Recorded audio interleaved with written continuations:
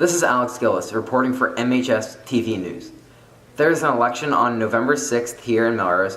With the upcoming election, there are a lot of voter-related things going on at MHS, including a mock election presented by the AP government classes and students having the first opportunity to vote. First, let's take a look at what's on the ballot. Our first race is our gubernatorial race, which is between Republican Governor Charlie Baker and Democratic challenger Jay Gonzalez. Our second race, which is the United States Senate race, is between Democratic Senator Elizabeth Warren and Republican challenger Jeff Deal, as well as independent challenger Shiva Ayyadurai. The candidates for Attorney General are our current Democratic Attorney General Maura Healey and Republican challenger James McMahon. The candidates for the 5th Congressional District is Democratic Representative Catherine Clark and Republican challenger John Hugo.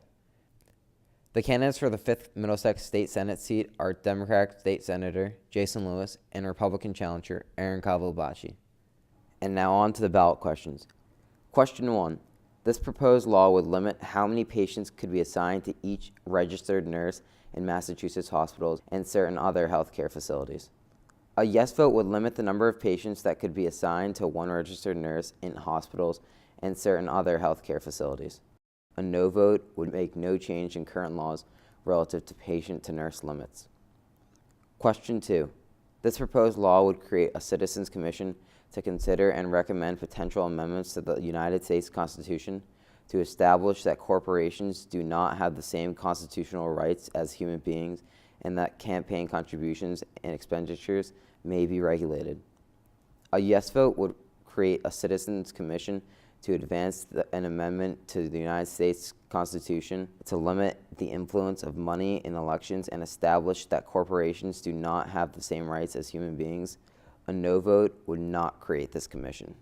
Question 3. This law adds gender identity to the list of prohibited grounds for discrimination in places of public accommodation, resort, or amusement. Such grounds also include race, color, religious creed, national origin, sex, disability, and ancestry. A yes vote would keep in place the current law, which prohibits discrimination on a basis of gender identity in places of public accommodation. A no vote would repeal this provision of the public accommodation law. Students are having a mock election here at MHS. I spoke to AP Gov teacher Mr. Daly to find out more. This is the 3rd annual mock election. The mock election is a civic engagement assignment that's part of the AP United States Government and Politics course here at Melrose High School.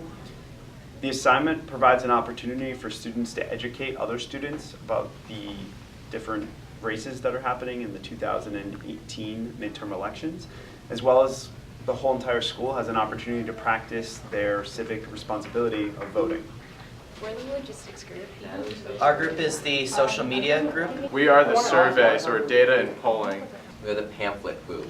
Our group is ballot initiative. And pretty much on the day of, this is our big job. We supply the candy, so if you vote, you get candy after. We give you stickers, we set up the tables, we have folders. So on the day of, we're probably the biggest group to help, so it runs smoothly. It really gets the word out there, especially since social media is very prominent within our school community. Everybody is becoming more aware of what's happening and learning about the candidates, which is really important to mock election. Our group's job is to send out a survey to the Melrose High School community, staff, students, everyone, just to get data and to get polling numbers. Our group's job is to design the ballot for the mock election this year and come up with a school-wide ballot initiative, which we decided would be to let seniors go outside for lunch if the vote was yes. The last few years, we've had roughly about 60% voter turnout, which is similar to the election turnouts that you would see in the general election. And this time, there's an expected 45 to 50% voter turnout, so we're hoping to get roughly around that, if not more. Someone to participate in the mock election so that they can have their voice heard and so that they can become engaged in politics and participate in the democratic process. Vote, be heard. From Melrose High School TV News, this is Alex Gillis reporting. Back to the desk.